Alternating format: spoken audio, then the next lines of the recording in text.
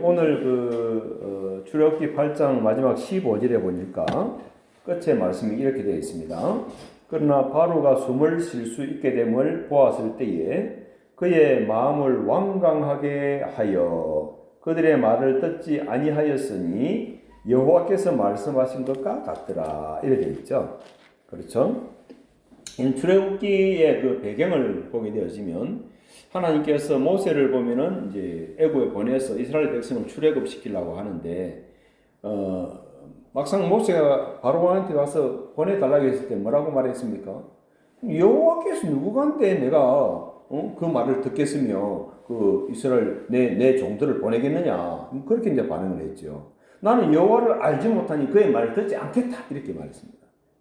근데 사실은 이제 그 말이 모든 것은 이 사건의 배경입니다. 배경.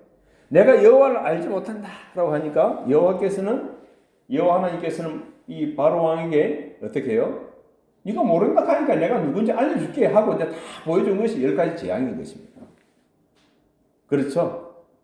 그러면은 하나 보여줬을 때 하나님 이런 분이 하고 빨리 돌이키면 좋은데 안 돌이킵니다. 심지어 10번째 재앙이 이를 때까지 바로 왕이 돌이키지 않습니다. 고집도 이런 고집이 없습니다. 최씨 고집은 저만 가라. 그죠? 그것 때문에 하나님께서 지금 재앙을 보내는데, 오늘 우리가 읽었던 그 출애굽기 8장에 나오는 이 재앙은, 개구리가 올라오는 재앙은 몇 번째 재앙입니까? 두 번째 재앙이죠. 첫 번째 재앙은 어떤 거였죠? 물이 피가 되는 재앙이었고, 두 번째 재앙은 개구리가 올라와서 막 그냥 살 수가 없는 것입니다. 자, 보십시다. 여호와께서 모세에게 이르시되 너는 바로에게 가서 그에게 이르기를 여호와의 말씀에 내 백성을 보내라. 그들이 나를 섬길 것이니라. 자, 지금까지 누구를 섬기고 있었죠? 애굽의 왕 바로를 섬겼습니다. 백돌 만들라 하면 만들고, 그죠? 집주 사락하면 해야 되고, 때리면 맞아야 되고, 그죠? 이때까지 내가 종살이를 해왔거든요. 그런데 하나님께서 그 바로 왕의 종살이 하고 있는 이스라엘 백성들에게 너희들은 나의 백성이다. 하나님이 그렇게 하신 것입니다. 그렇죠? 그러면서 바로 왕에게 내 백성을 보내라 하면서 그들이 나를 섬길 것이다. 이런 말씀을 하신 것입니다. 그럼 하나님께서 하나님의 백성을 부르실 때는 누구를 섬기라고 부르신 거죠? 하나님을 섬기라고 부른 것입니다. 그런데 알고 나니까 하나님을 섬기는 것이 애굽의 왕 바로 왕을 섬기는 것보다 훨씬 낫습니다. 애굽 하나님 때리기를 합니까? 뭐합니까? 그죠? 때로는 자꾸 불평하고 말도 안 되는 하게 뱀을 보내기도 합니다만은. 자, 어쨌든 그렇게 했을 때 여호와의 말씀에 내 백성을 보내라 하면서 그들이 나를 섬길 것이니라고 말씀했습니다. 그러면서 내가 만일 보내기를 거절하면 내가 개구리로 너의 온 땅을 치리라. 내가 지금 두 번째 다시 말하는데, 너 이 말을 거절하게 되면 내가 개구리를 들어서 애굽 땅을 칠 것이다. 이렇게 말씀한 것입니다. 그러면 하나님은 공격하는 방법이 굉장히 다양하다. 그죠? 하나님을 알지 못한다 하고 하나님 말씀을 듣지 않는 바로 왕에게 하나님께서 두 번째, 살고 있는 개구리들을 보면 다 불러내가지고 바로가 보면 못 살겠다 할 정도로 괴롭히는 것입니다. 3절입니다. 개구리가 나일강에서 무수히 생기고 올라와서 내 궁과 내 침실과 내 침상 위와 내 신하의 집과 내 백성과 내 화덕과 내 떡반죽거리에 들어갈 것이며. 이 개구리도 보면은, 야 개구리들아, 하나님, 너 저 바로 왕과 그 신하들, 그 집이고 침실이고 떡반죽거리 다 들어가는가? 개구리들이 아멘 하고 순종을 당하는 것입니다. 놀랍죠, 그죠? 하나님 그렇게 시킨 것입니다. 4절입니다. 개구리가 너와 내 백성과 내 모든 신하에게 기어오르리라 하셨더라. 이 개구리가 사람을 보면 피해가야 되는데 피해가기는커녕 사람을 공격을 하는 것이죠. 그렇죠? 기가 찹니다.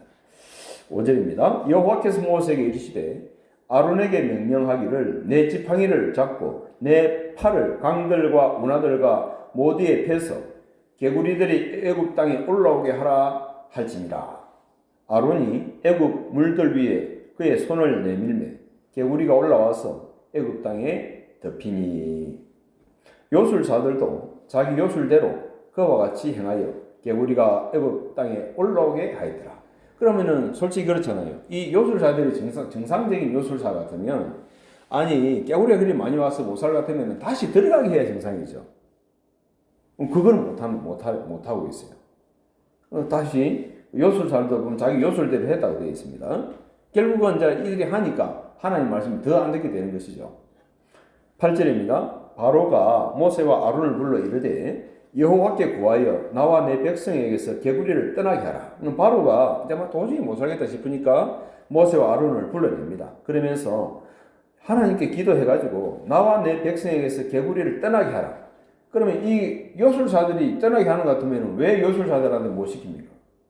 그들은 못하는 것입니다. 하나는 하고 두 개는 할 줄 모르는 것이죠. 그래서 모세와 아론에게 늘 이야기를 합니다. 내가 이 백성을 보내리니 그들이 여호와께 제사를 드릴 것이니라. 자, 말은 이래 했지만은 듣습니까? 안 듣습니까? 안 듣습니다. 바로 왕도 거짓말 잘합니다. 아쉬울 때는 똥 누를 때는 똥 누러 갈 때만 안 먹고 올 때만 안 먹고 따라가듯이 너무 급하니까 이제 거짓말을 쳐놨는데 지나면 하지 않습니다. 자, 9절에 모세가 바로에게 이르되 내가 왕과 왕의 신하와 왕의 백성을 위하여 이 개구리를 왕과 왕궁에서 끊어 나일강에만 있도록 언제 강구하는 것이 좋을는지 내게 분부하소서. 그가 이르되 내일이니라. 모세가 이르되 왕의 말씀대로 하여 왕에게 우리 하나님 여호와와 같은 이가 없는 줄을 알게 하리니. 결국은 모세가 기도하는 목적이 뭡니까? 개구리를 없애는 목적이 뭡니까? 여호와 하나님이 어떤 분이라는 것을 밝게 알게 하는 데 목적이 있는 것입니다. 그러니까 우리가 일을 하는 목적도, 사업을 하는 목적도, 친구를 만나는 목적도, 공부를 하는 목적도 결국은 영광을 누구한테 돌리기 위해서 해야 됩니까? 하나님께 돌리기 위해서 해야 되는 거죠. 하나님이 은혜를 주셨다. 하나님이 도우셨다. 그렇죠? 에베네셀의 하나님, 여기까지 도우신 하나님, 여호와 라파의 하나님, 나를 치료하시는 하나님. 그렇죠? 결국 하나님께 영광을 돌리기 위해서 하는 것입니다. 그래서 모세도 보면 그렇게 이야기하죠. 10절에 그가 이르되 내일이니라. 모세가 이르되 왕의 말씀대로 하여 왕에게 우리 하나님 여호와와 같은 이가 없는 줄을 알게 하리니. 하나님이 누군지를 알게 하기 위해서 당신의 그 말을 내가 듣고 기도하겠다는 이야기죠. 개구리가 왕궁과 왕의 신하와 왕의 백성을 떠나서 나일강에는 있으리다 하고 모세와 아론이 바로를 떠나 나가서 바로에게 내리신 개구리에 대하여 모세가 여호와께 간구하매 여호와께서 모세의 말대로 하시니 개구리가 집과 마당과 밭에서부터 나와서 죽은지라. 사람들이 모아 무더기로 쌓으니 땅에서 악취가 나더라. 그러나 바로가 숨을 쉴 수 있게 됨을 보았을 때에 그의 마음을 완강하게 하여 그들의 말을 듣지 아니하였으니 여호와께서 말씀하신 것과 같더라. 이렇게 했습니다. 여러분 사실은 이런 일들은 우리 삶의 현장에서도 사실은 있습니다. 내가 막 꽃이 피우고 내 똥꽃이 피우고 하게 되면 어떻습니까? 맺혀 있는 관계가 풀어지질 않습니다. 하나님 앞에 내려놓고 두 손 들기 전까지는 이 해결이 안 되는 것입니다. 그래서 이제 또 이렇게 말 듣지 않으니까 16절부터 이제 19절에 보게 되면은 이제 세 번째 재앙이 또 내리는 것을 볼 수가 있습니다. 세 번째 재앙이죠. 티끌이 이가 되는 재앙인데 여호와께서 모세에게 이르시되 아론에게 명령하기를 내 지팡이를 들어 땅에 티끌을 치라 하니 그것이 애굽 온 땅에서 이가 되리라. 와, 세상에 티끌이요 이가 되는 기적이 또 벌어졌습니다. 따라합시다. 티끌이 이가 되다. 티끌이 이가 되는 재앙. 여러분 이해 알죠? 옛날에 보면 막 옷에 살고 머리에 살고 요즘에는 뭐 거의 없습니다만 그죠? 우리 어렸을 때 공부할 때 막 건질건질하면 해가지고 막 딱 잡고 그럴 때가 있었어요. 그죠? 또 이들을 보면 책상에 놔놓고 야 누이가 먼저 가는 거 해보자.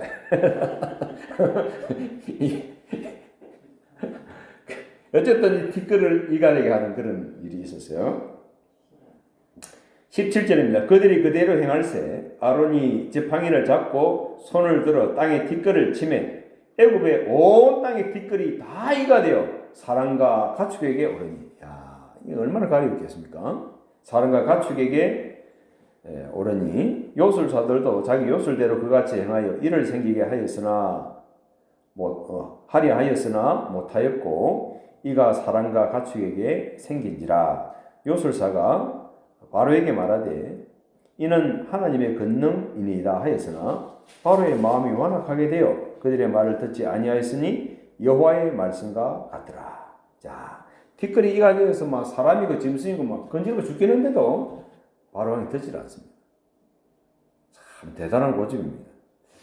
바로 왕이 보면 최 바로였는지 모르겠습니다. 어쨌든 안 듣습니다. 그리고 이제 네 번째 재앙이 파리가 가득해지는 재앙인데요.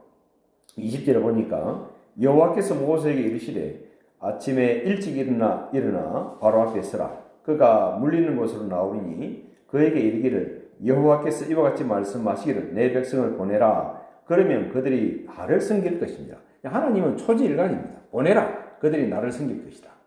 그런데 또 바로왕도 보면은 초지일관입니다. 듣지 않습니다. 앞에서는 듣는다 해놓고 싹 돌아서면 또 안 듣습니다. 그 마음이 보면 굉장히 완악한 것이죠. 아이고, 내 말 잘 들을게요. 인간관계도 그럴 수 있잖아요. 마음에 아이고, 내가 잘 듣겠습니다. 돌아서면 안 해. 그런 경우 있잖아요. 고생을 많이 해야 됩니다. 그런 경우. 그 고집을 내려놓을 때까지 계속 고생을 해야 되는 거죠. 21절입니다. 내가 만일 내 백성을 보내지 아니하면 내가 너와 내 신하와 내 백성과 내 집들의 파릴대를 보내리니 애굽 사람의 집에 파리떼가 가득할 것이며 그들이 사는 땅에서도 그러래.